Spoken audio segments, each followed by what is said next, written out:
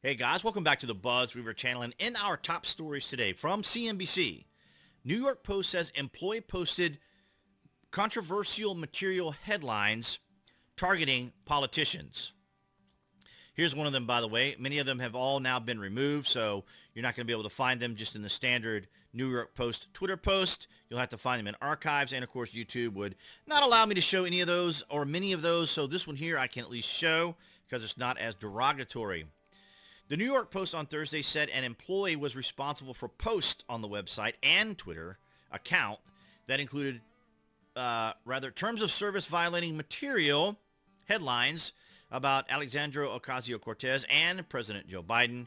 The posts were removed shortly thereafter, and the News Corp-owned New York tabloid newspaper's website was operating as usual by mid-morning.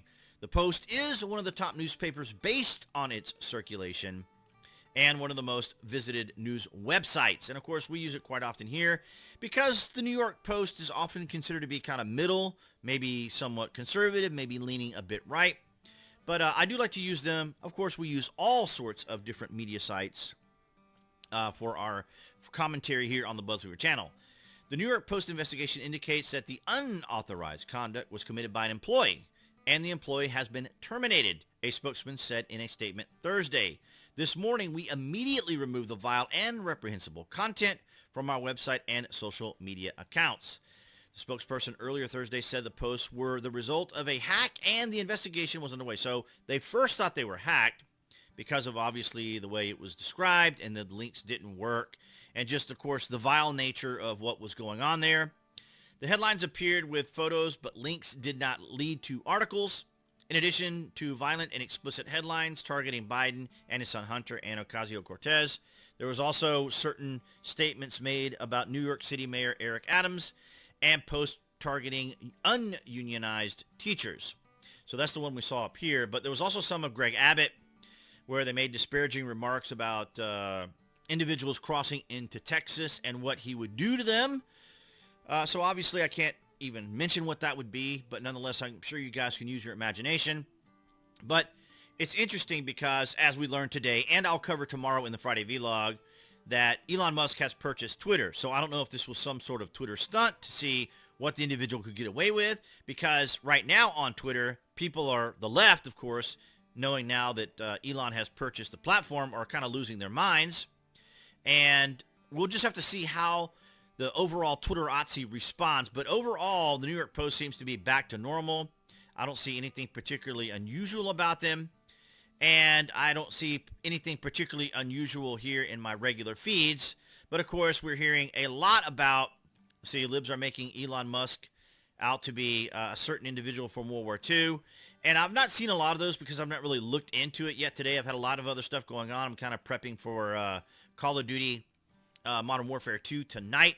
But I definitely wanted to get this out because I saw quite a few commentators, fellow commentators like Tim Pool talking about this, because this is one of those situations where he and others have mentioned or talked about a potential civil war here in the United States. I know that sounds very, it's hard to say how I would describe the idea of another civil war in America, because people often get this idea that it's going to be two opposing forces against each other, you know, fighting from one part of the country to another part of the country, when in reality, it's going to probably start out, or if it does start out, if it hasn't already, it's definitely in social media.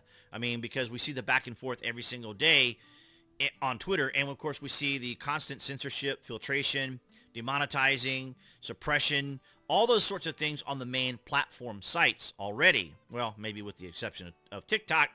But I'm talking about like political commentary, things that are politically motivated.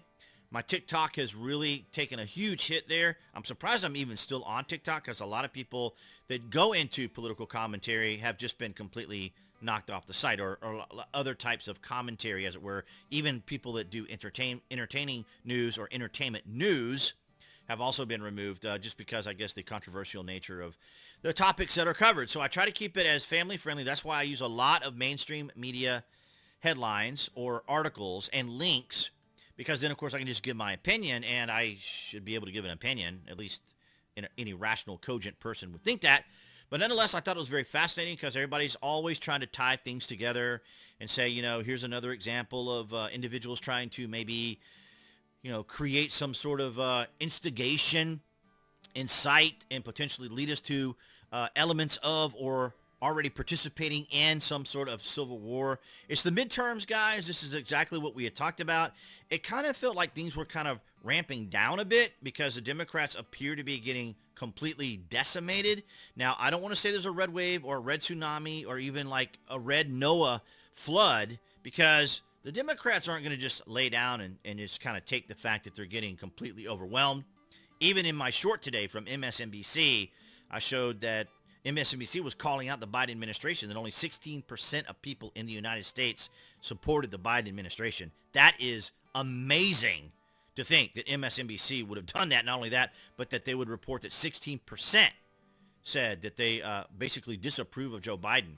So it's very interesting how things are unfolding. I'd love to get your thoughts and opinions about what you think is unfolding for you. I mean, in your part of the country, maybe in your part of the country outside of the United States, what you think is going on, what the climate is like in your area, because it's not going to be some big, massive things. Like I said, it's not going to be two opposing armies that are suddenly going to appear in the United States ready to battle each other. It's going to start out small in these little activist type arenas, little activist type things that we've been seeing now for several years that we cover here on the channel.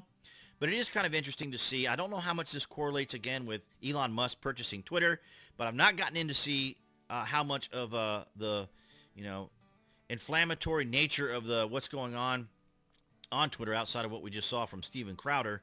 That was 2 hours ago, so I've not really gone into it to see what all is going on.